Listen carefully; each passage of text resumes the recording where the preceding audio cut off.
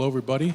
Welcome to the inaugural event of the Sinaia Forum for Democracy and Transatlantic Relations here in the royal city of Sinaia at the Alexandrian Experience Hotel. We're extraordinarily happy to have all of you here.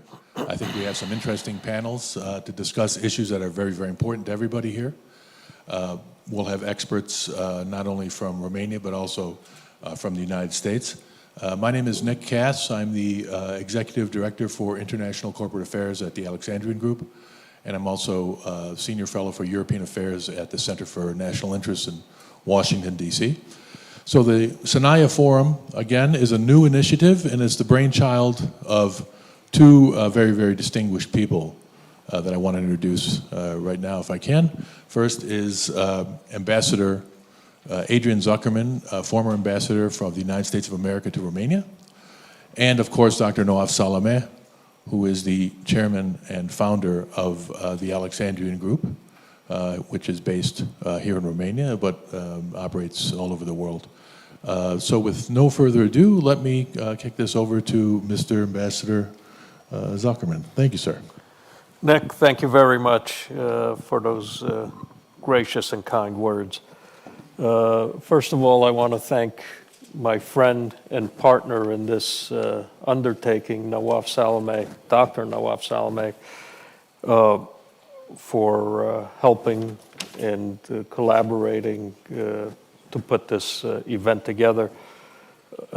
We think it's an important event. Why? Because democracy is hard to achieve. Democracy is hard to sustain. Democracy has to be fought for. As we look around us today, we have a war in the Ukraine. We have a war in the Middle East. We have Taiwan and other countries in the Far East being threatened. We have the axis of evil, Russia, China, and Iran, raising havoc around the world. How do we get the message across that democracy is important? How do we fight disinformation and propaganda? Knowledge, communication.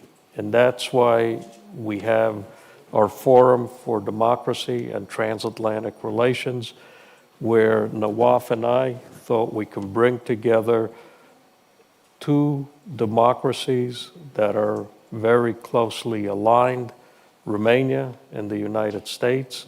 The United States is Romania's best friend, in my opinion, and share ideas and preserve the fundamental ideals and morality and decency of democracy. And we can only do that by communication and sharing ideas of Romanians and Americans for all to see as we move forward. Thank you all, and thank you for being with us. Noaf? Yes. Thank you, Nick.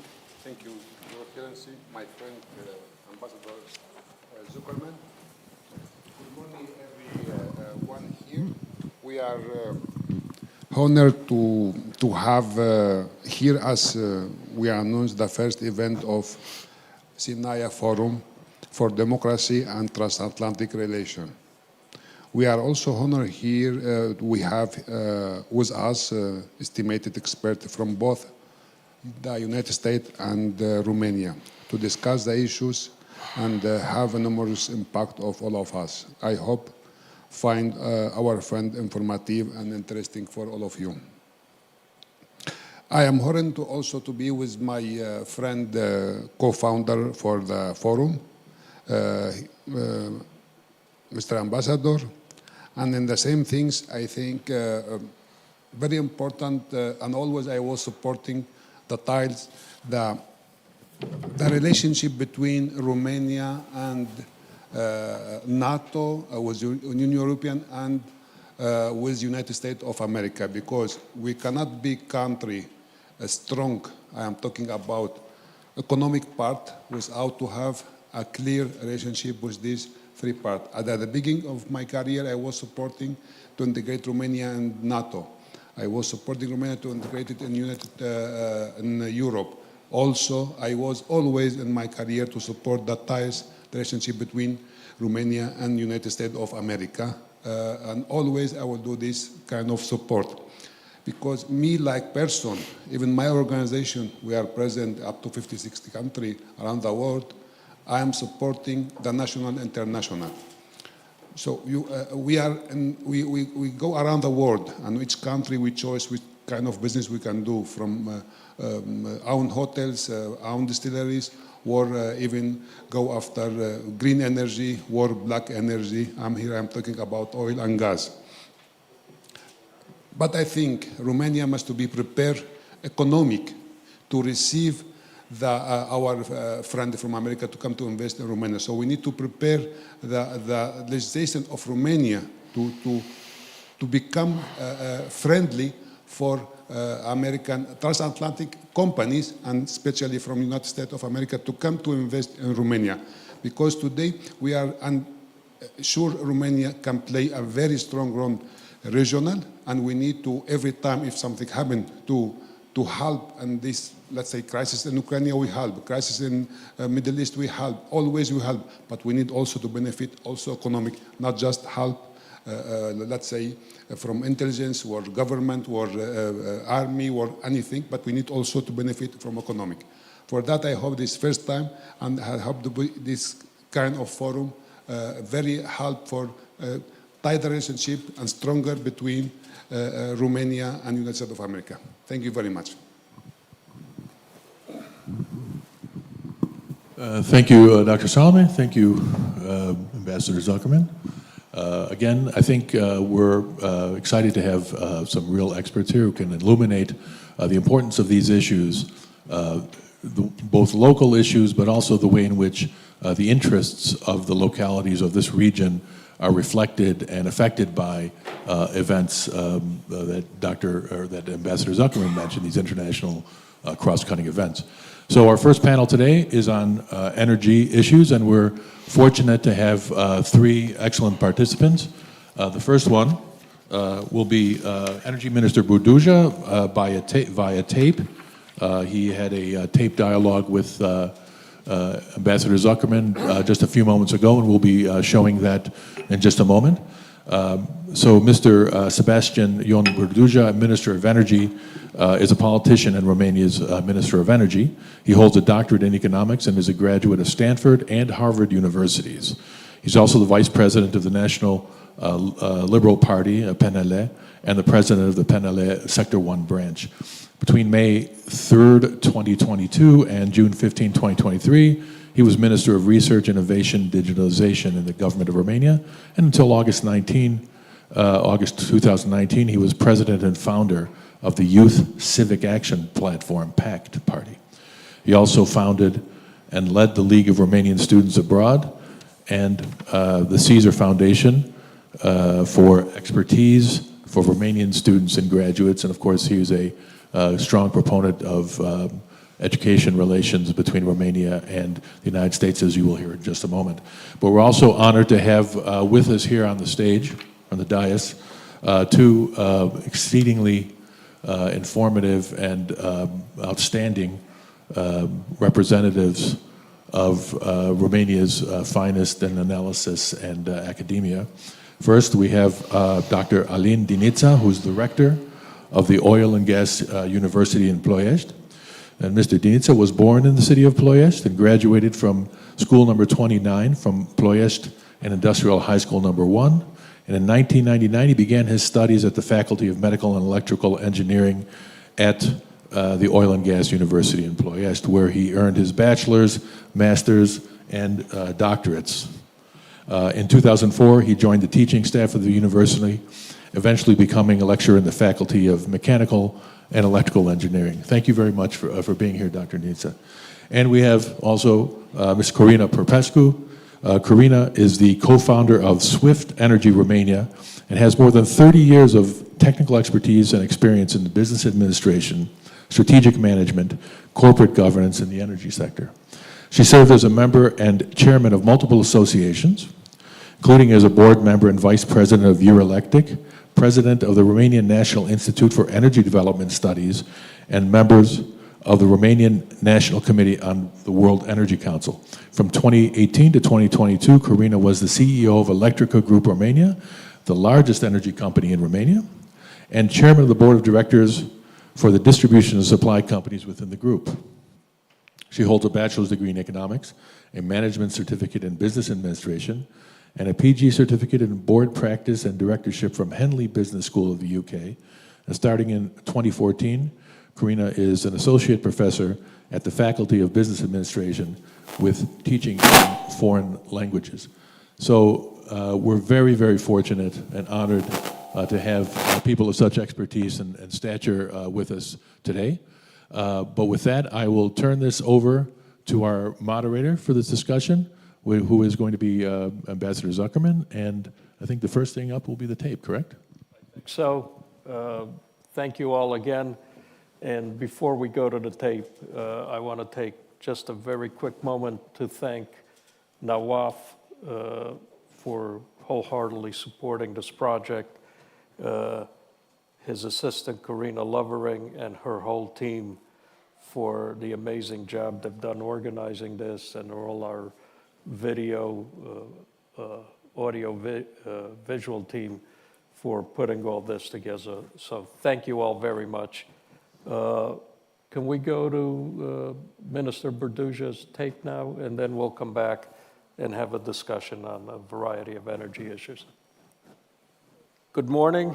I am absolutely honored to have with us this morning the Energy Minister of Romania, Mr. Sebastian Berduja, who is in Bucharest. I am in Sinaia. Welcome, and thank you very much for joining us this morning. It's a pleasure, Ambassador. Thank you for hosting this, and thank you to Alexandrion for this wonderful event. It's a real treat for me to be able to chat with you like this. And I know you went to school in the United States, you went to Stanford, you have 2 degrees from Harvard, an MBA, and a master's in public policy.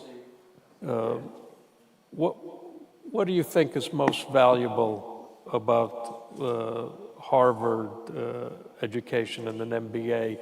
What do you think you can bring to the Romanian people having that superlative background? Oh, I don't know about superlative. I do know that, well, when I went to Harvard, my former colleagues and professors said I'm going to the Stanford of the East. And that's the healthy competition among U.S. schools. For sure, I'm a fan of American education, and especially these 2 universities. Do not ask me which I liked better. We may disagree on that one, and it's a preference about the 2 coasts. Mr. Ambassador, I know you're biased towards the East. I may be biased towards the West, but I won't admit it right now. For sure, coming from Romania, and let me just say, I would have not made it to these schools were it not for my education here. And the results I managed to achieve, and I was always a bit of a nerd, but for sure the foundation was very strong here in the Romanian school. And I think that, well, I often say that when I got to Stanford, I had to learn what some would call basic things. I had to learn how to read, because we would be assigned hundreds of pages, 300, 400, 500 pages from one day to the next. And we had to develop this skill of skimming through the text and really extracting the essence, which is very valuable today, because I have a lot of things to sign and not a lot of time. So you kind of have to extract that essence very quickly. I had to learn how to essentially make my voice heard in class, because that's not something that is typical in the Romanian education system. It's mostly a one-way conversation from the professor, from the professor to the students.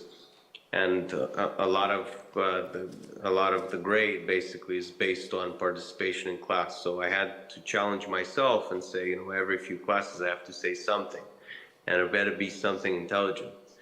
And last but not least, I had to learn how to write, because in Romania, we learned back in my day, 20 years ago, we learned how to write beautifully, poetically, but it was not what America wanted. America wanted a very clear, argument-based sentences, paragraphs, with a lot of evidence. And so that also comes in handy in how I try to communicate today, in writing, but also verbally. Then, I guess at the Harvard Business School, it's famous for the case study approach. Essentially, every course there is a case. You get it assigned, a few days before, and then you prepare. You are essentially the protagonist, the CEO of a company, or the CFO, or the chief strategy officer, and then you are given a challenge. The company's not doing well, or it's launched a new product, and then you really have to put yourself in the shoes of the protagonist, and there's no right answer. There's no one right answer. So a lot of the learning at HBS is based on this Socratic method, where the professor literally comes in as the clock turns 9 sharp or 10 sharp or whatever it was, and then he or she speaks for maybe a minute, and then it's all a conversation among the students. 94 students in a horseshoe-shaped classroom, and I could never imagine that you learn so much just by essentially, disagreeing with colleagues, and from this open conversation where the professor speaks maybe 5%, maybe 10% of the total time of of that course. So it's all a matter of how they direct the conversation, much like a conductor, and appoint different people to add different pieces of the puzzle. And so I never thought that you could learn statistics or operations or other very technical subjects in that matter, but HBS does it, and I thought it was great. Last thing I'll say, I guess America's best lesson for me is that you should never give up, and that's at the core of this entrepreneurial culture. I think Romania has all the creativity in the world you can imagine, and Romanians tend to be extremely innovative, which is, we had to adapt throughout our history, including more recently under communism, with very little resources, and find ways, and find spare parts, and find food, and find the basic things needed for decent living, or relatively decent living. But we don't have yet the attitude of being willing to fail and then getting back up and starting again. And I think that's critical. And with the new generations, I see that more and more here. And I'm very proud, and I'm glad that we're going in the right direction, because I think the biggest mistake we can do as a society, as Romania, is to essentially give up and say, nothing else can be done here. And, that's the end of, that would be the end of this nation. That's a very good segue into my next question, because you are now the conductor of Romania's energy future, which we all know energy sufficiency equates to economic well-being, equates to national security. Did we lose him? No, I'm here. Wonderful. Equates to national security. So you have been, in my experience, one of the most active energy ministers that I have seen. You've dealt with issues like oil and gas, wood, nuclear, solar, wind, mining issues.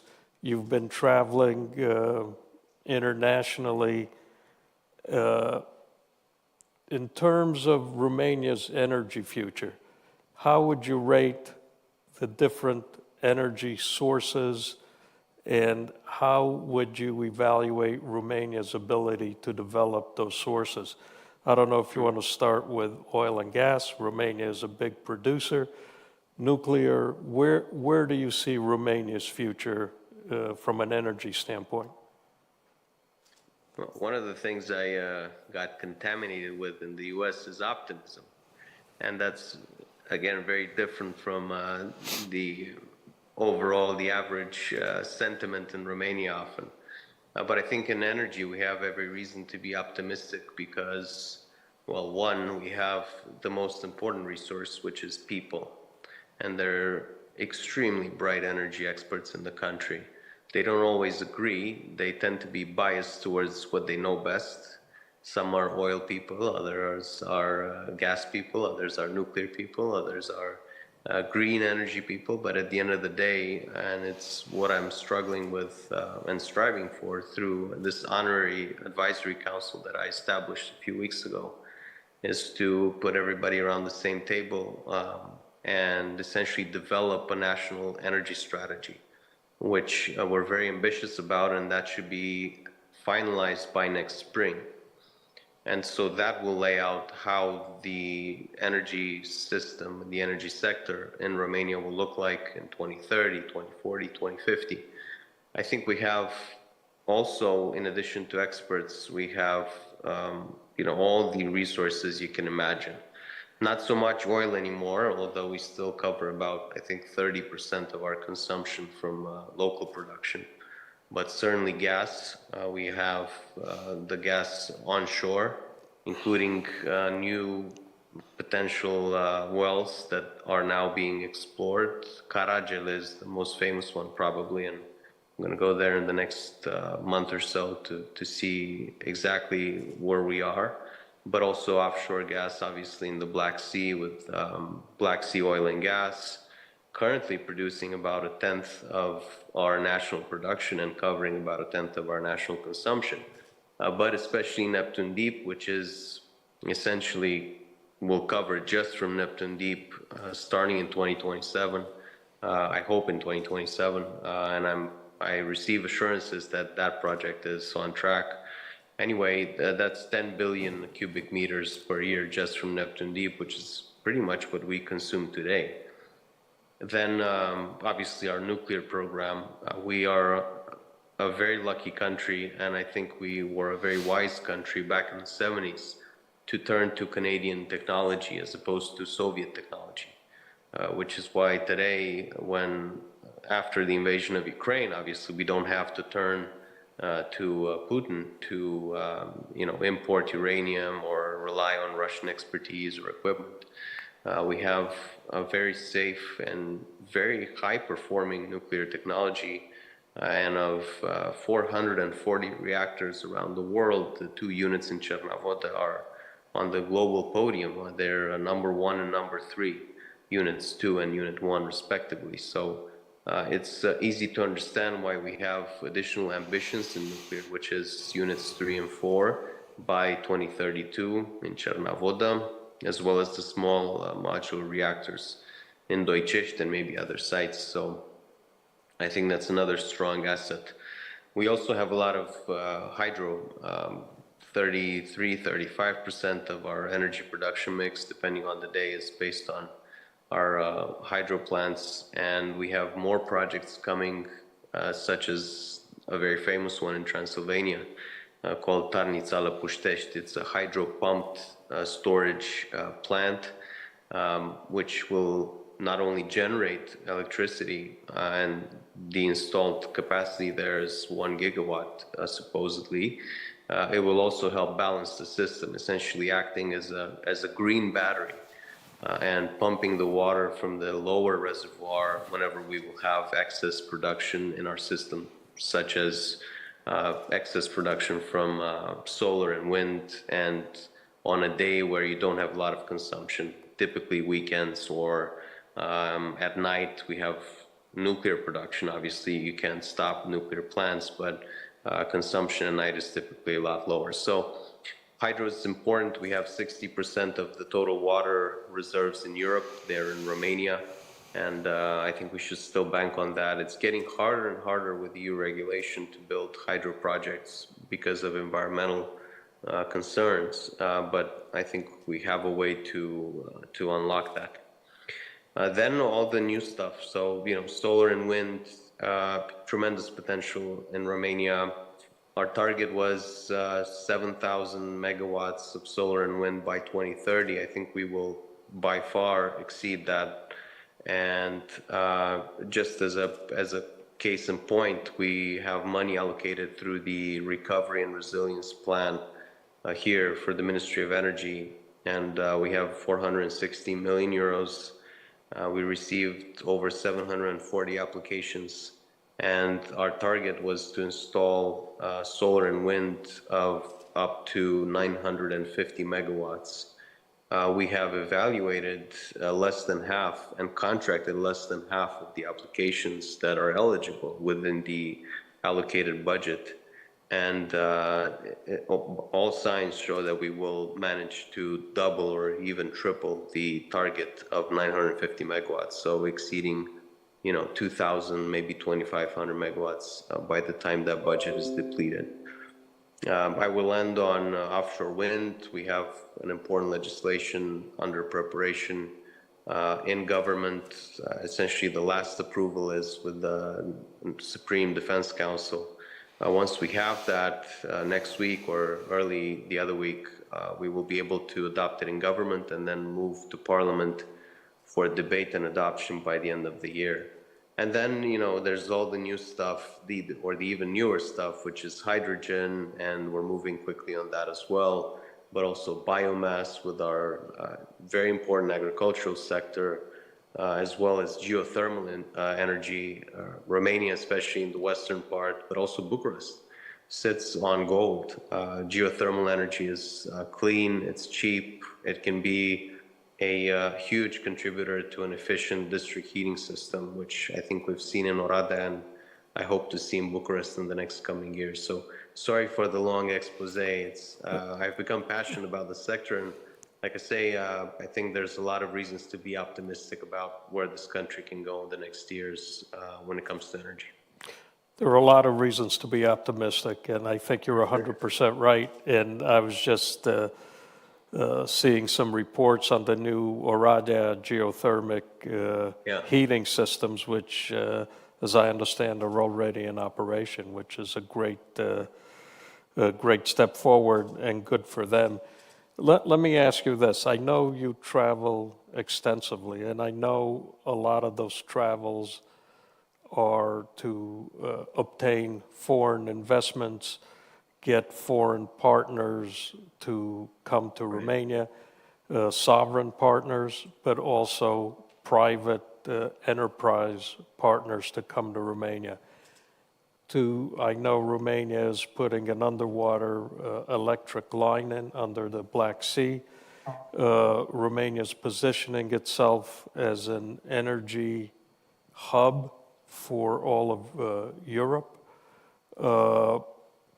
How, to the extent you can discuss with us, how do you see foreign investment, sovereign and private, in Romania? What do you think can be done to advance that at both the state and private level? Well, we have the right people, we have the right resources. We need to match those with funding. Otherwise, we will resort back to that common saying in Romania: this country has so much potential. Too bad we can't realize it. So I think financing is critical, and we're seeing, even in the energy sector, more difficult financing conditions given the increase in interest rates. And these are long-term projects, especially in nuclear, but most energy projects tend to take years. And so predictability is key, as well as access to competitive financing, which is where sovereign financing instruments are very handy, and that's what we're turning to when it comes to our nuclear program. Obviously, the U.S., which has issued letters of interest of financing up to, $3 billion for units 3 and 4, up to $3 billion for the SMRs, and as well as Canada, where, I was in Ottawa recently and managed to secure that financing of 3 billion Canadian dollars. But we have similar discussions with Italy and France and possibly Korea. So it's a way to finance these large projects and hopefully also keep them on time and on budget, which is always a challenge, especially in the nuclear sector. Then we have also designed certain instruments to encourage investment from the private sector, and probably the most important one is called Contracts for Difference, CFD. Just to quickly explain for everybody, this competitive mechanism is essentially a state aid scheme based on a tender that sets a strike price, a fixed price of energy for 15 years. Over that timeline, when the market price exceeds the fixed price, the strike price, then the investor pays back the difference to the state. If the market price is lower than the strike price, obviously the state compensates the investor with that difference, which essentially means that for 15 years as an investor, you can have a pretty predictable business plan. So that tender will be organized, if not by the end of this year, it's coming up quickly, but in the very early 2024. And I've said it before, and I hope some folks in the audience can positively respond to this call. Please come and participate. The more competitive it is, the lower the strike price. And so the lower the risk for the state as well to overcompensate over the next 15 years. And the first auction will be for 1 gigawatt of solar and 1 gigawatt of wind. And we're planning to do another one in 2025 for 3 gigawatts more. So, this is in line with our ambitious plans to develop our green energy and also stimulate this private sector investment. And it's a big support for operational expenditures. And in addition to this, well, you can't benefit from both because that would be a double financing. But in addition to this, we have all the funding that goes to CapEx support, to capital expenditures, grant funding, which is up to 70%. And that was the call under the Recovery and Resilience Plan that I mentioned earlier. But we have similar calls coming up early next year under the Modernization Fund, which is a huge pot of money. It's 16 billion euros in total. But for solar and wind in particular, we have 1.5 billion euros, 500 million for local authorities, kindergartens, schools, hospitals, 500 million for private parties, companies for production, and 500 million for private companies for covering their own energy consumption. So I think that's a lot of movement in the sector, also galvanized by billions of euros that Romania is pouring into this sector, especially into green energy, and also supported by EU funds. I know you have a busy schedule this morning and you have to leave us shortly, but before I let you go, since this is the Democracy Forum and Transatlantic Relations Forum, I'd like to know what thoughts you may have and want to share with those watching in the U.S. to invite them, to persuade them, to suggest to them what a great place Romania is to invest, not just in the energy sector, but perhaps in other sectors, because a strong energy sector leads to a strong country. Without it, there are all kinds of issues. So in summing up, I'm giving you an easy question here to sum up. What do you want to share with your former classmates at Stanford, Harvard, and those who are just meeting you for the first time to persuade them to invest in Romania and come to Romania? Well, Ambassador, I think in life you have to lead by example. And I made a choice now it's been 8 years to come back. And believe me, my life in Washington was very comfortable. But the opportunities that this country holds, and I know we share this view, are just incredible.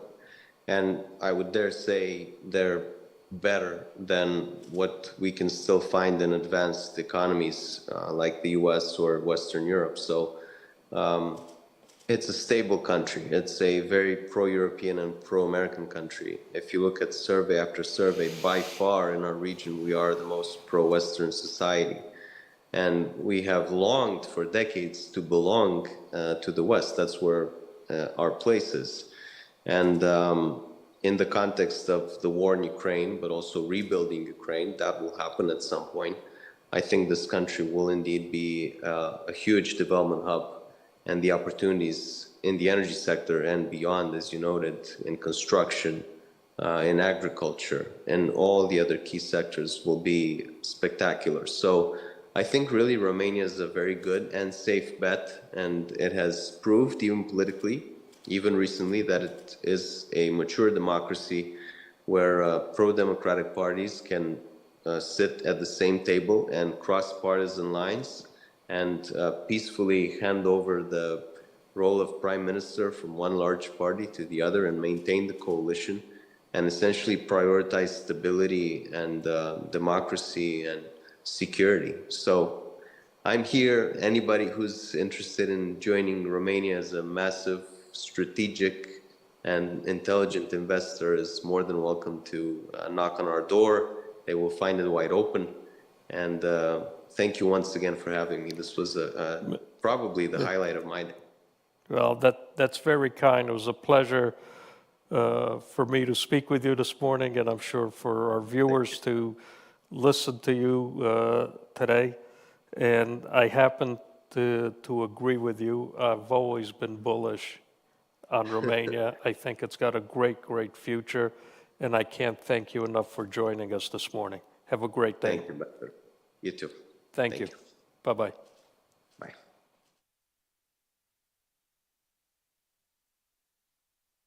Okay.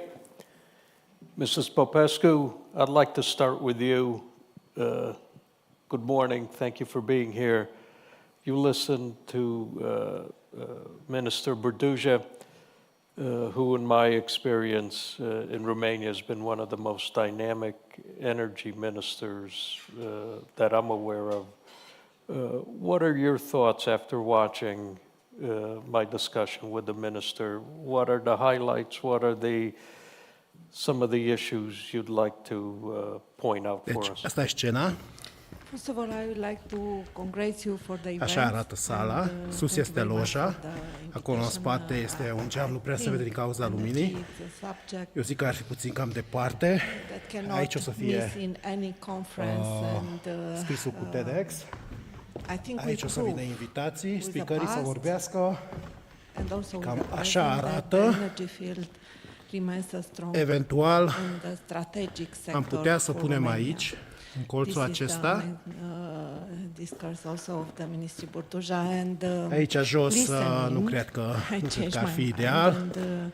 Sau acolo un colț după perete cât de cât. Să fie acolo cabina. Nu se vede exact ce vorbește, cum vorbește, dar acolo a fost anul trecut. We, with the energetic system, we become part of Europe system earlier than Romania became part of European Union, because we succeeded to interconnect our system with European system in 2004, and Romania we joined the European Union in 2007. And this was done only with the professionalism of the people which work in the sector. And also, and I'm happy to be together in the university here, I think the Romanian specialists are very well welcome also, not only in Romania and also abroad. Why I can say that for Romania was even difficult to make face to all the challenges that are around us, because for many years we are at the border of European Union. And for a country which are in this position, they need to build and to have a very strong system. And we are, I cannot say lucky, I can say blessed. We have in our mix all the natural resources. We have nuclear, we have water, we have coal, gas, wind and solar. Deci, and asta e scena. I think having a balanced energy mix, Așa arată sala, we sus este succeeded loja, to acolo în deliver spate este un geam, security nu prea in se vede this din cauza part luminii. of the region. Eu zic că ar fi puțin cam departe. This is Aici about o să the fie past. Let's speak about the scrisul cu present, TEDx. because also the present, Aici o să vină and we invitații, prove in speakerii the să present vorbească. that Cam we așa are a arată. very strong sector. Eventual, And, not many am putea să punem person aici, know. în colțul I know, acesta. starting with 2018, Romania became an ambassador of Aici jos nu European Union cred că ar for fi Moldova ideal. and Ucraina. Sau Because we acolo support them to be în colț după perete disconnected cât de cât from the să fie Russian acolo system cabina. and to be Nu se connected vede with the exact European ce one. vorbește, cum vorbește, And dar the first test acolo a was fost anul done trecut. with the disconnection, was done in the day when the war with Ukraine starts. Nobody, we are very few people which know that. So in the same night, when the Russian attacked Ukraine, the energetic system of Ukraine and the Republic of Moldova were disconnected and starts the test to be connected to the European system. These tests are planned to be done in 1 year, and I think Romania support them in all the European forum, and what was planned in 1 year was finished in 3 weeks. And this was essentially in helping Ukraine to pass to this terrible period of time, because we helped them to move the electricity from the northwest part of Ukraine to the southeast, using our national system. So actually, we continue also in present to deliver security of supply in this region. And I think one of the most important things that was done was this one. Because having electricity, they succeeded to pass through very difficult period. So again, also in the present, we prove that we are very strong with this sector. Let's see how we can build a future, because I think this is the most important things. And from my perspective, what are necessary to be done to remain a voice in this energy field, and also to continue to deliver security of supply in this part of Europe. In the present, we are part of 2 regional security centers. We are part in the Central East Regional Security Center, and we are part from this since 2014. And in 2020, we are also interconnected with the Southeast Regional Security Center together with Bulgaria and Greece. So actually, we transfer all the knowledge between these 2 regions.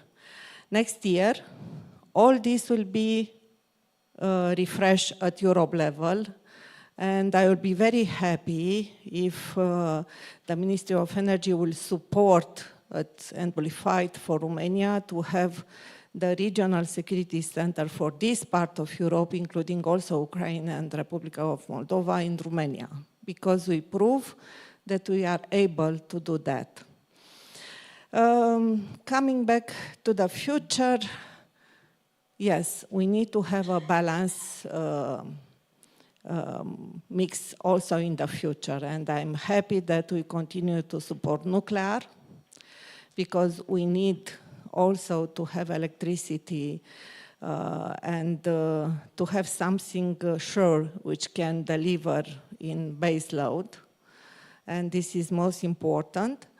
But we are very strong in developing also renewables because having this Green Deal, all the renewable projects need to be our future. And for this, I think we need a little bit more than was done until now. So we need that the grid need to be prepared to take this, this production. And I think this is the most important things. And the European funds, modernization funds, need to be used in order to have a strong grid that need to be prepared for that. I think this is the most important things. Otherwise, the private sector proved. In less than 1 year, we have installed in the small production units more than 1,200 megawatt. So have in mind this, it is the biggest unit that we have in Romania. And everything was done by the private sector, not by the state. And for that, I think the most important and the biggest barrier that we have today, it is linked with the grid and the reinforcement costs, which are very huge, that are put on the shoulders of the private investor. And to have a regulatory and legislative stable framework,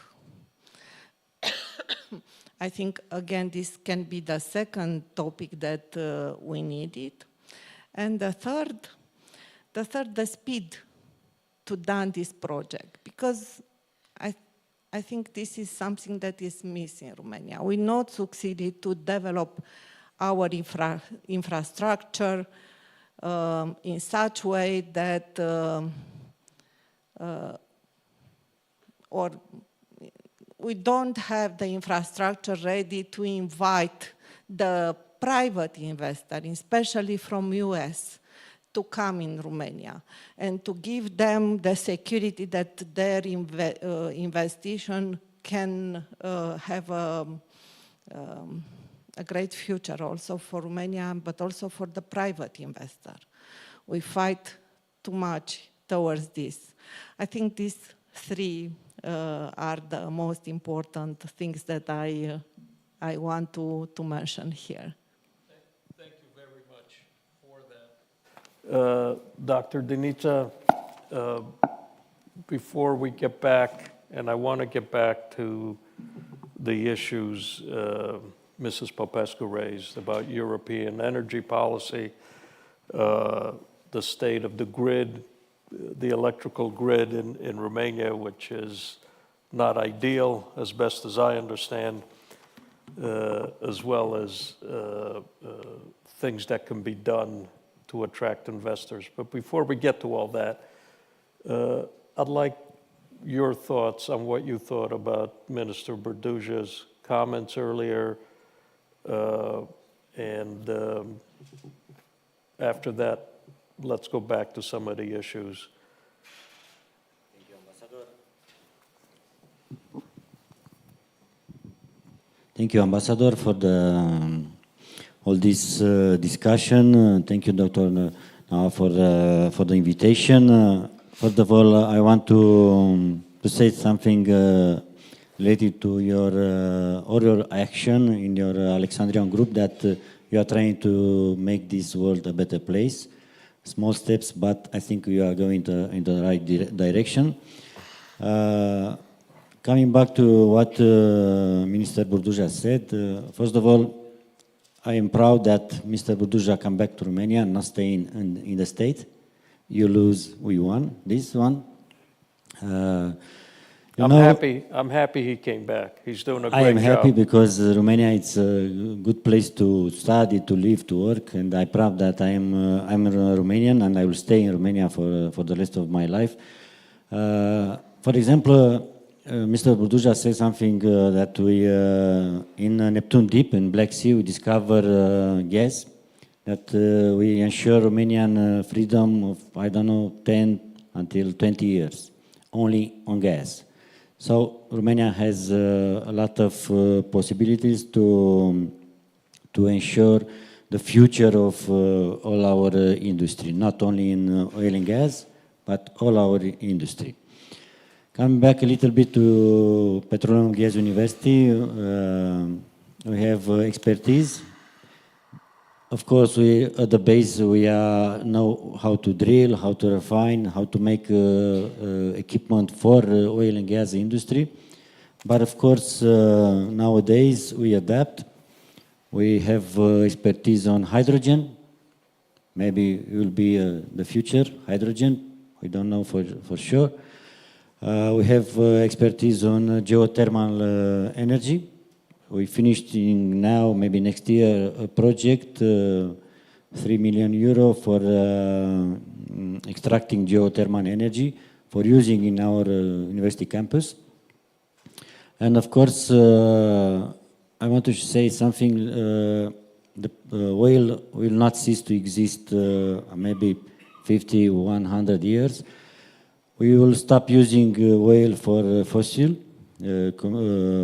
gas and combustible, but look, all this one has oil inside.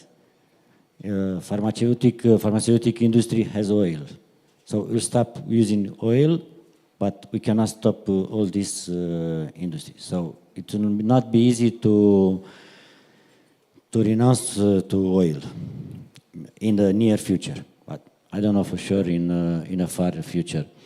In Romania, Petroleum Gas University has a good expertise on doing things related to the energy. Now we have study program related to green energy, related to geothermal, related to solar panels, related to nuclear. Of course, already they said that electric grid in Romania is not so good.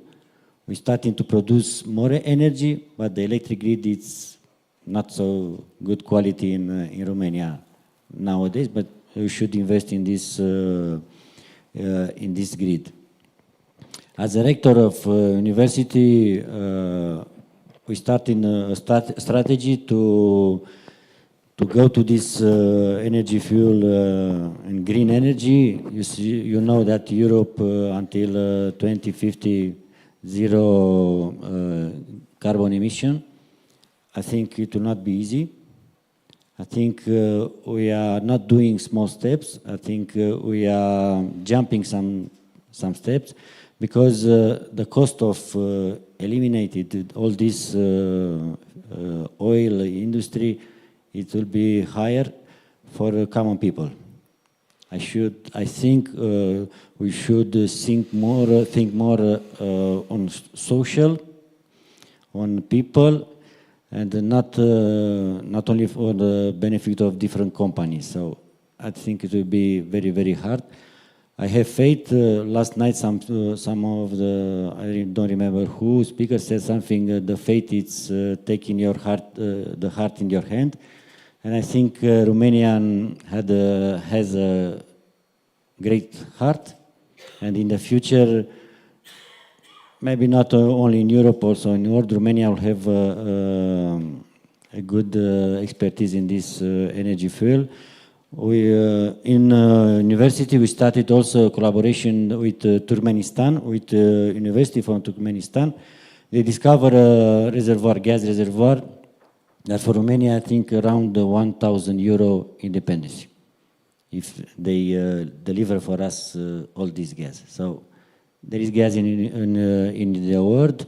I think the gas will fuel the energy of the world for many, many years to go. Thank you. Thank you, Doctor. I want to follow up with a question to you, Mrs. Popescu. I'm going to come back to you to discuss European energy policy, which I think is greatly flawed, in a second. So think about that. as rector of the Oil and Gas University, you have great expertise. What do you think about Romania as a major oil and gas producer? As you very aptly pointed out, petroleum products is in absolutely everything we touch as human beings, from growing our food, from fertilizer to the clothes we wear, to pharmaceuticals, to absolutely everything. Romania has a huge potential in offshore gas, onshore gas, oil. How do you see what is currently going on?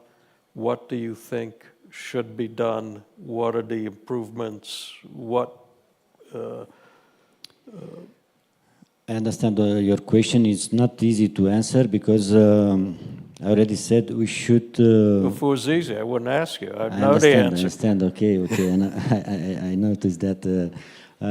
I think we are doing.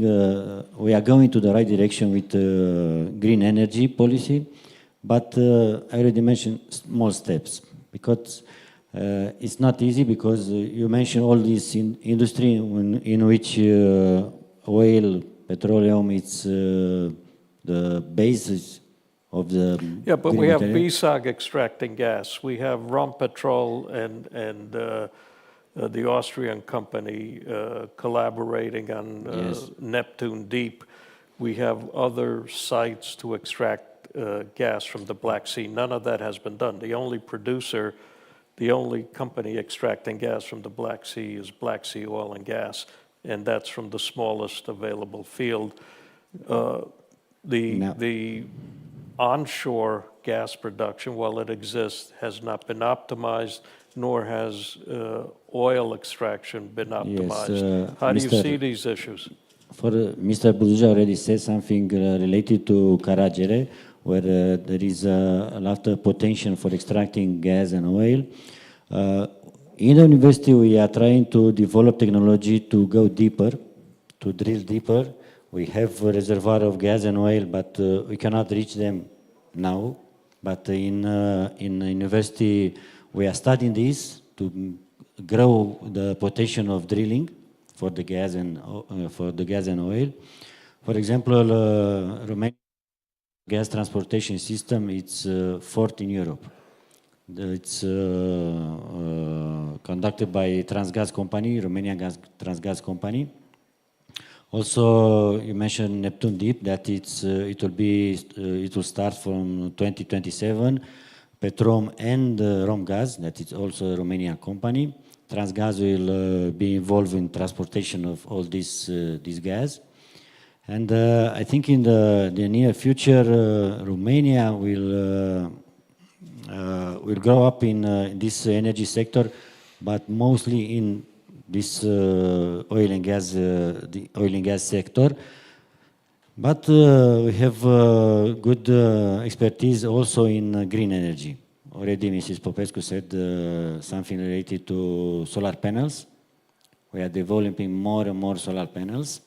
And near the sea, in the wind solar, also nuclear, that I think, in my opinion, it will be the future. Nuclear energy will be the future of all countries. Thank you. Mrs. Popescu, you mentioned the transmission facilities. My simplistic understanding is that the transmission capacity, the infrastructure is very poor in Romania. It has not been maintained, and the average transmission loss in the wires is 50% or so, which is a very huge number. Before we get to European energy policy, could you discuss that with us for a second? I cannot say it's very and what should be done, in your opinion, to improve that? I cannot say it's very poor, but I think we can use smarter the European funds in order to develop that. Because to move the electricity from a point to another point, you need high voltage network. And for this we discussed, I think, since I was student, about closing the 400 kV ring in Romania. In all the strategy that I saw, these are mentioned as a project. And today, we don't have it. Unfortunately, the development of the production in Romania is not equal. It's not only the Romanian problem, also Germany has this problem. We have more than 85 percentage from the total electricity production in the south part of the country, and this needs to be moved to the north part. The new projects that are coming now, and we have it on the table, the nuclear 3 and 4. Another big project in Dobrogea, wind and solar, offshore wind.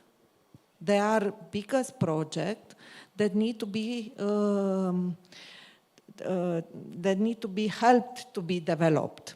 And one of the biggest investment costs that come up in developing this project is that the Romanian TSO asked the investor to reinforce the grid and to reinforce and rebuild it different 400 kV line. This is not something that need to be addressed.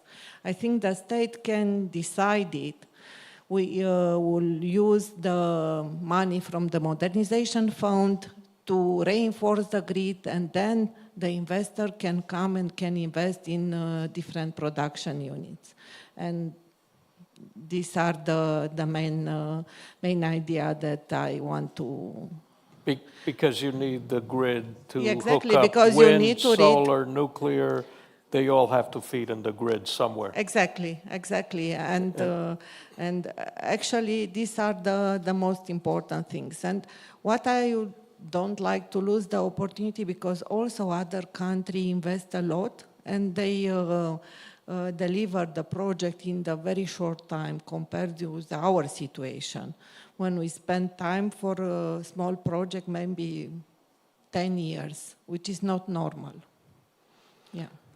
I wasn't going to touch on that, the length of time it takes. I know it took Black Sea oil and gas almost 14 years to, which is wrong, Turkey in a much deeper depth extracted gas in, I think, less than 3 years. So that's one of the issues that the government here has to address, reduce regulations and encourage extraction and development of the natural resources. But let me ask you something else related to this, and then I'll come back to you, Professor.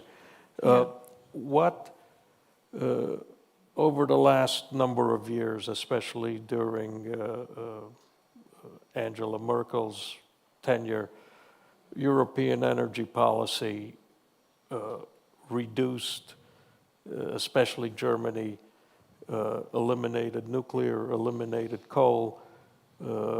Germany was virtually completely reliant on Russian gas for whatever reason. The French started limiting nuclear, although they still maintained some. Everybody closed coal mines. When the war in the Ukraine started, energy prices exploded. My sense is that Putin thought he could blackmail the Western countries, Europeans, by threatening to cut off oil and gas supplies.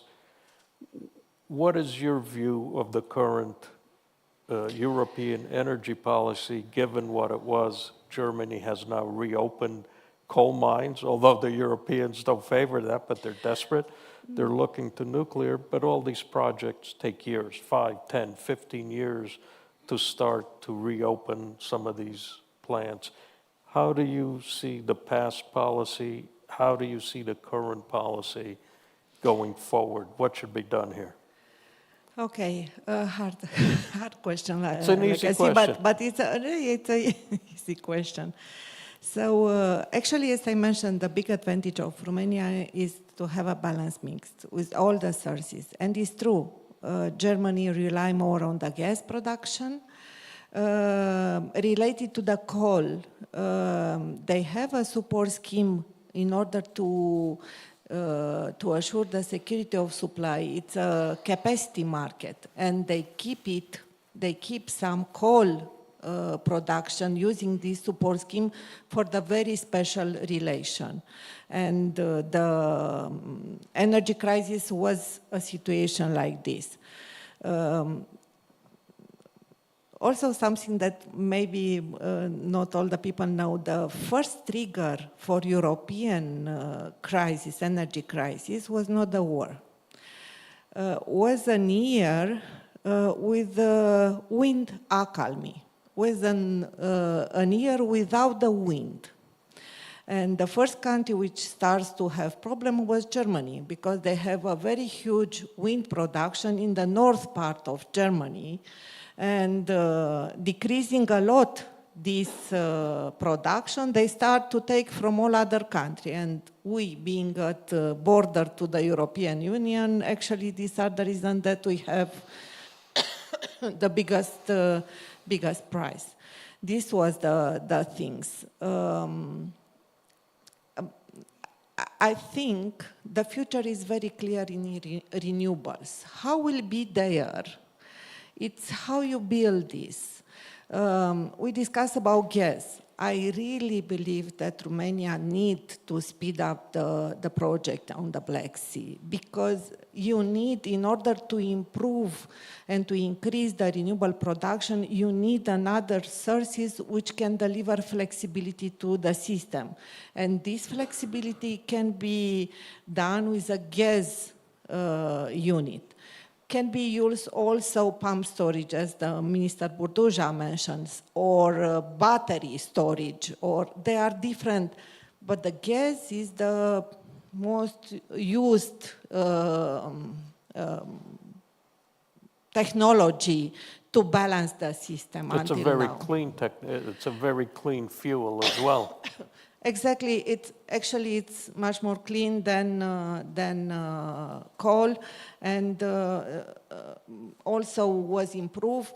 And what I think is important, and I read it, there are some technology which use today gas, but the turbine are prepared for the future to use hydrogen, which is a clean And can be produced as a byproduct of nuclear. They stand by with nuclear or other Exactly. electric generating.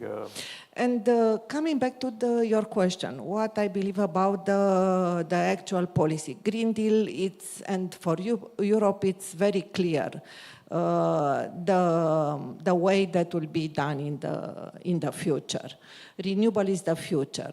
How will be past this transition? How will be developed smart cities, smart houses, smart technology, using hydrogen, using storage, different kind of storage that I mentioned. These are something that come and complete the full picture. So you need to have a very a circular economy in this. I think we as a country fulfill the quota for renewables, for the quota for 2020 in 2015.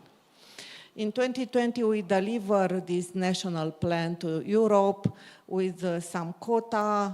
After only 3 years, they realized that they can reach faster in 2025 instead of 2030. So everybody will put pressure in investing in renewables, and I think this is most important things. For me, the big problem is how we can invest a lot in the energy sector, but we can keep the electricity price to a lower value in order to have the European economy competitive in the world. I think this is something that everybody needs to take care. And when at the European level coming and put on the table the Green Deal, they put also the money close to this program and say, we know that are needed huge investment.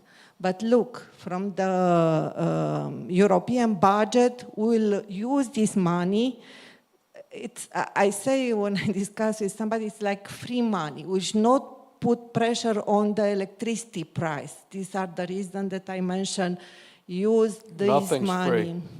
Yeah, use this money to develop the grid, let them, the project to be developed without putting other supplementary costs on their shoulders in order to keep it the competitivity of the economy, because otherwise we'll close the consumption.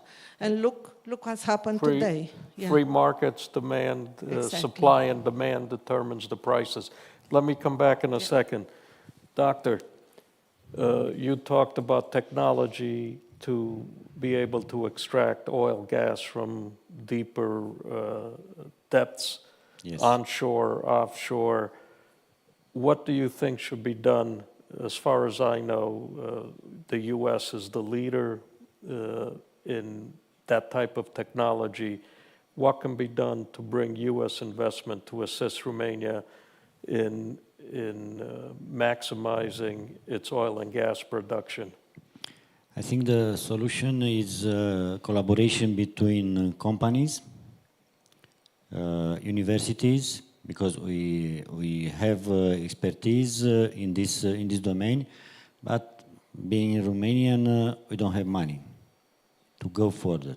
So we already started some collaboration with Petrom, with Romgaz, with Transgaz, Romanian company, and some abroad company that give money for research in these domains related to go further, to drill deeper. So I think the future is this type of collaboration with oil and gas companies to develop new technology, also to extract from deeper depths, also to decrease the carbon emission for this technology. I think the future is in this two direction. Reduce the carbon emission of this technology, that it can be done, and go further in deeper depths for extract more gas. That's terrific. One of the issues, coming back to Mrs. Popescu's green energy future, which I think you see as well, one of the drivers of that is the pollution of course, or the perceived pollution of oil, gas, other carbon fuels. But what is your thought on the production and the pollution ramifications of the extraction process of the rare earths that go into all the motors, all the chips, all the other components that make the green cars, make the motors for the solar turbine, for the wind turbines, and for other materials, which I think 90+% are made in China with no pollution controls. My understanding is the Chinese have 5,000-6,000 coal-driven power plants with no controls on them.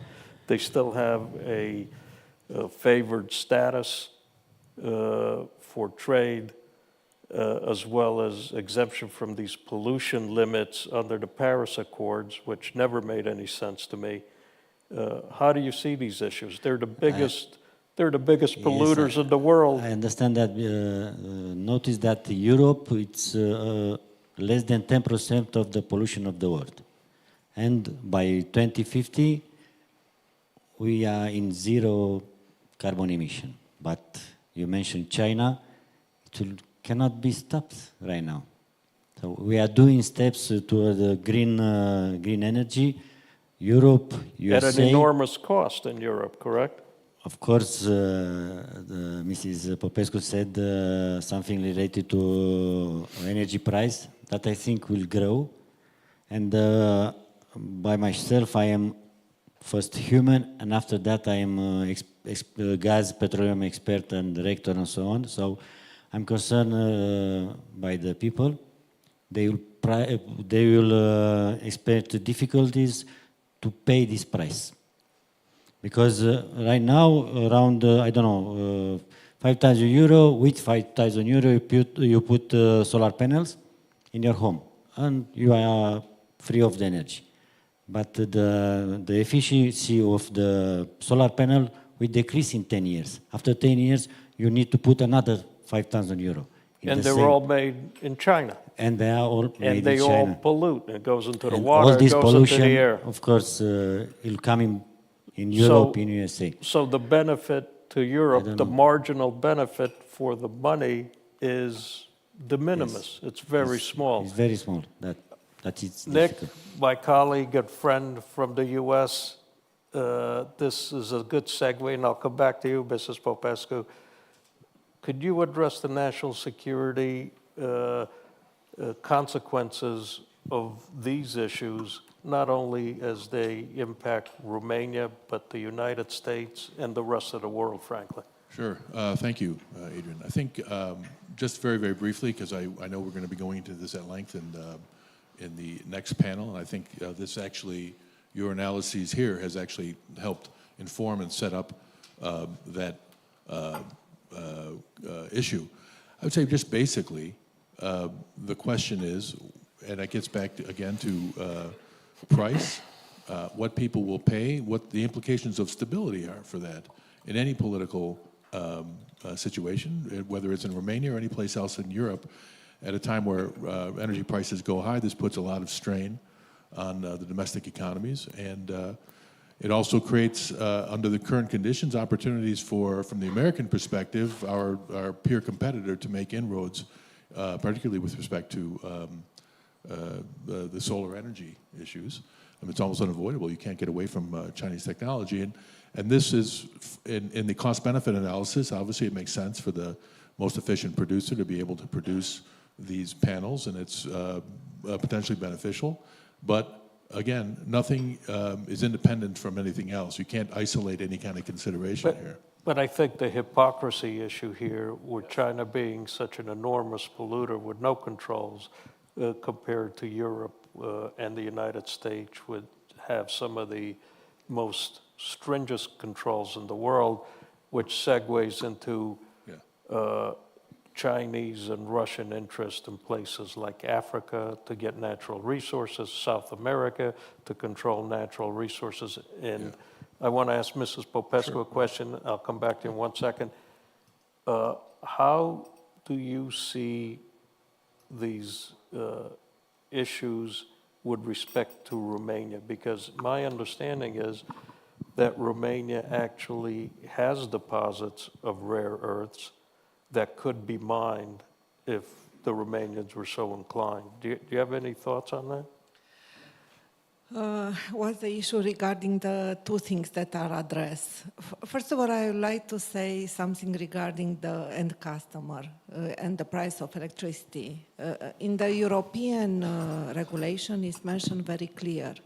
The vulnerable customer can be protected by the state. And I think what the state needs to do to protect only the vulnerable customer. This is first things. Second, related to the topic, yes, it is something, and I remember some words that we need to be careful not to replace dependency from the Russian gas with another kind of dependency. And of course, this is related to the solar. I think also on this topic, not only Europe, also other countries implemented the ESG standard. ESG standard imposed the obligation for all the producers, including the Chinese, to prove the traceability of the material that are used in the fabrication of the end product. And if it's not okay, and also the governance from that company. They need to have anti-bribery policy implemented. They need to take care of the forces. And I think this is one way, impose such obligation, one way to force other countries that are not democratic to implement a system if they want to continue to sell something. I think it's not enough. It's not enough is first step. Second, what we need to do is necessary to invest in the innovation. So one of the main patients is also to be associate professor to the ASE. It is an energy master there. And when we start this program in 2013, we realized that between the university and the economics and the industry, they are completely on different way. The people which finish this, when we take it and we start to produce it, they are completely on the separate way. And at that point in time, I realized, and I discussed also with professor from ASE and from Politehnica București, and they say, okay, we need to have common innovation program. And we as a company, we can invest in this because otherwise we'll end up in exactly what you mentioned, Mr. Ambassador, will replace a dependency with another dependency. And this is something that we need to avoid. On the other hand, it's very hard to fight now with a competitive of Chinese in developing solar panel. There are also other solutions. There are also other good solutions. Canadian solar panel. Also in US starts to produce some. The main problem is the primary resources. All of these, the primary resources are imported from China. Well, you're correct, but I want to make one point and come back to Nick. There is a way to deal with that. I think tariffs are one way. The U.S., other than Romania, is a country that has abundant rare earths and other mineral supplies. However, they have very strict extraction pollution controls, as does Romania, as does Europe. But we don't have to allow the Chinese to sell at rock bottom prices. Tariffs could be levied to compensate and punish not complying with pollution guidelines at the same level that the US and European countries are complying at. How do you see that as, again, from a national security standpoint, how do you see that impacting Europe, Romania, the US, and China?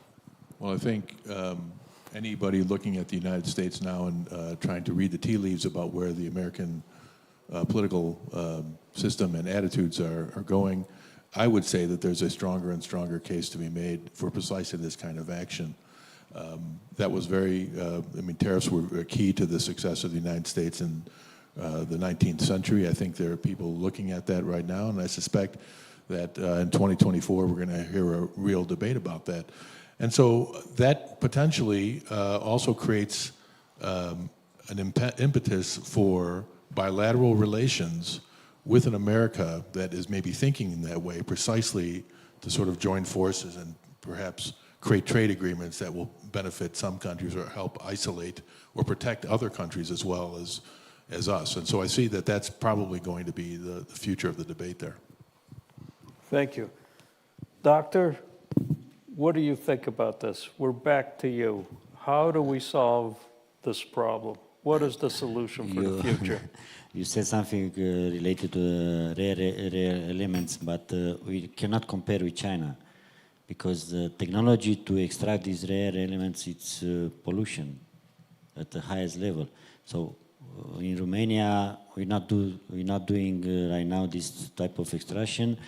We're trying to increase the technology, the efficiency of the technology, eliminating the pollution.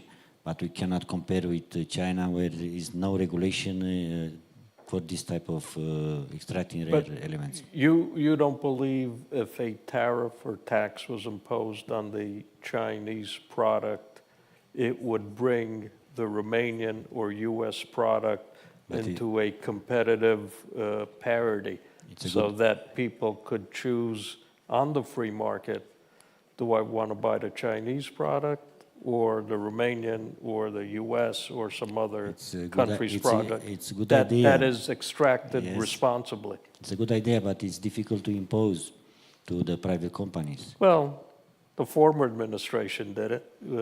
We sanctioned Yes.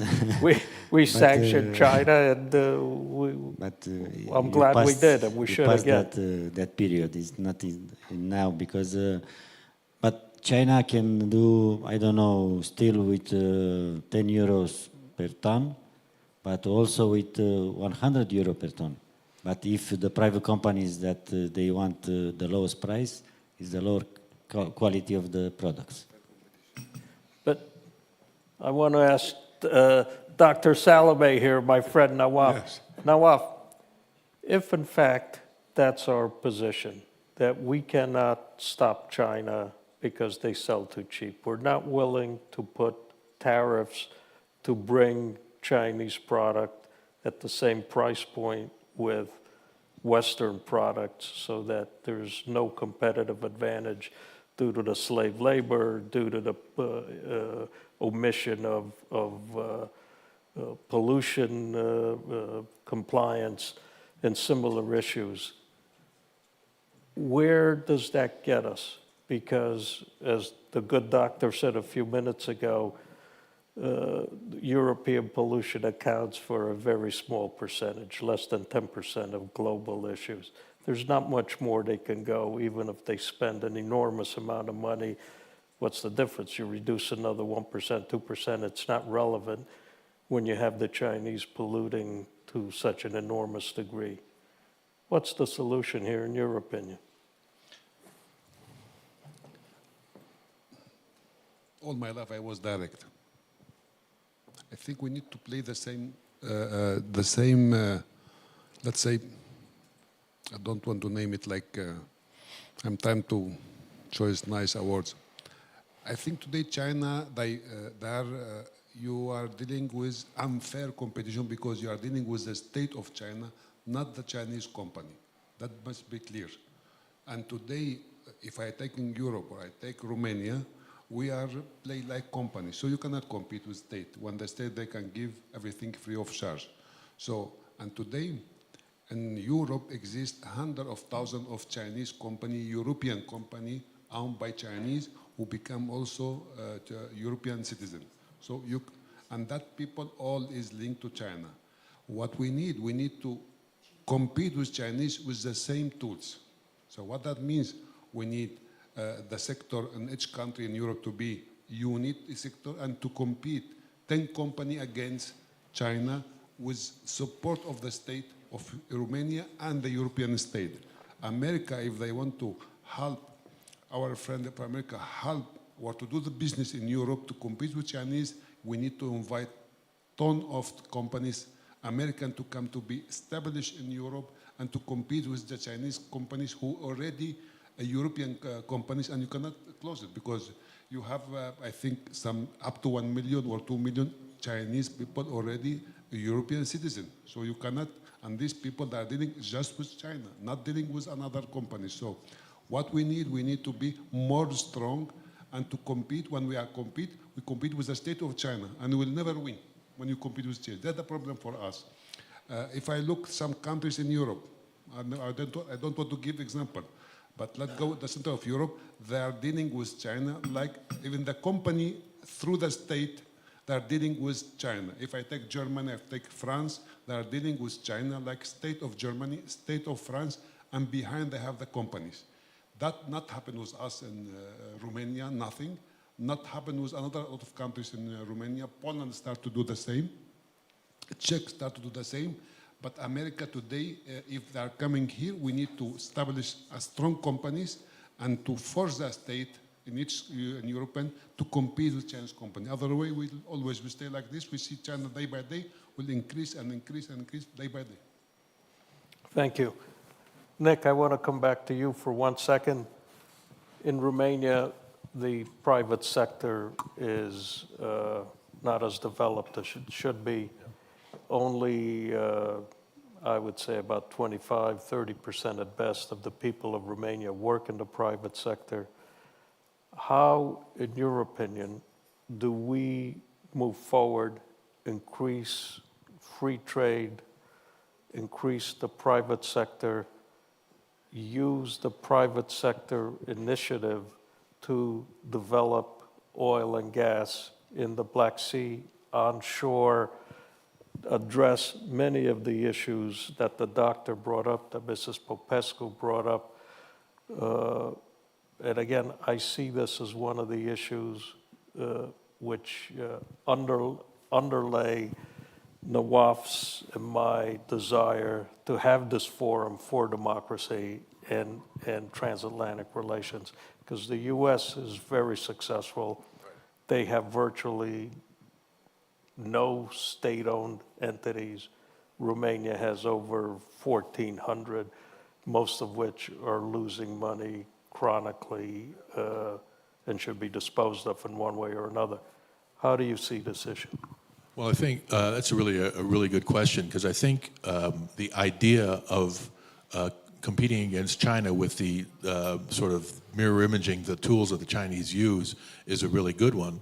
But I also think, and this is something that I know Dr. Salome has talked about quite a bit, we have to not only help energize the Romanian economy through injecting dynamism and entrepreneurialism, but we also have to, I think, help the state develop the mechanisms that will also encourage that. And to me, the ultimate solution is that, and again, I'm probably showing my own biases here, but I think there's no country on the earth that can provide the kind of commercial know-how and understanding about how regulations should be structured in order to promote commercial know-how, even with respect to all of the concerns that you laid out on the environment and others. And to do that, there's no other place in the world to go than the United States. We know how to do this. This has been the key to our success. It's, sometimes we get in our own way, I think. That's another subject, but the thing that we offer, I think, more than any other country in the world, can be precisely that idea of entrepreneurial dynamism and educating the bureaucracy of the state to respond and to understand why that's so important. I think one of the challenges that I have seen since I've been out here in Romania has been, the state mechanisms still operate in some respects with the mentality of the previous eras, not just the Ceausescu era, but again, even previously. And it's not an ideological question as much as it is a question of mentality, right? And so I think we, to the extent that there can be an interest dynamic created here by American companies coming into this area, being investors, and being able as investors and as with a presence in Romania to be able to ask the bureaucracy questions. Why are you doing this? What's logical about that? It starts to generate, I think, change and a response from the state within, which will help increase its ability to manage and promote the dynamism that Romania basically is going to need going into the future. I mean, it has a lot of resources, a lot of opportunity, but if it doesn't develop more strongly a more dynamic economy, then everything that the Romanian people are trying to do in terms of preserving Romanianness, which is of course another big issue for us, will come to naught if it cannot take its rightful place in Europe. And how to do that? Again, I think the solution, the best and the most comprehensive solution, American know-how. And again, I'm a chauvinist in this respect, but I think that we actually have something to offer that can help both the private sector and the state sector here become more dynamic in this respect. And American know-how through the private sector in the Indeed, sense both. of Because the private sector will come, they will invest, they will teach people what it's like to be a dynamic company. That will have its effect on the state apparatus because they will be then responding to companies, not just one or two companies, but they will be responding to an increasing amount of companies and people who have this interest. And of course, this is something that we're trying to promote. We're very, very eager at that. And we know, and Dr. Salome knows from years and years of experience, that this is the central challenge for Romania. And I think if we can help do that, I think we'll all have done a good deed for the day. I think we're all trying to do that. Thank you, Nick. Mrs. Popescu, let me ask you this. The war in Ukraine started about 18, 19 months ago, roughly. At the time the war started, Europe seemed united in its resolve against Russia interference, invasion in Ukraine. Currently, we've seen a lot of fissures, a lot of disagreement. We've seen the Austrians speak in favor of the Russians against Ukraine. We've seen the Austrians speak against Romania joining Schengen, unfortunately, which is a shameful thing.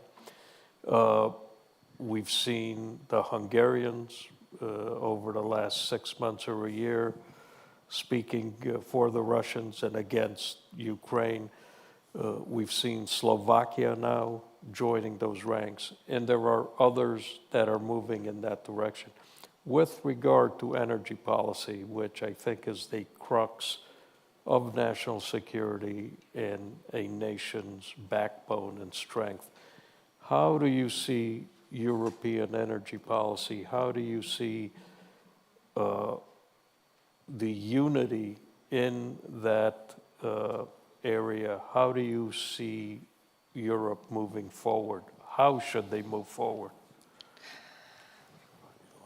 To be honest, on the energy field, I think Europe remains like in the first minute of the war. And I can give them some figures on this.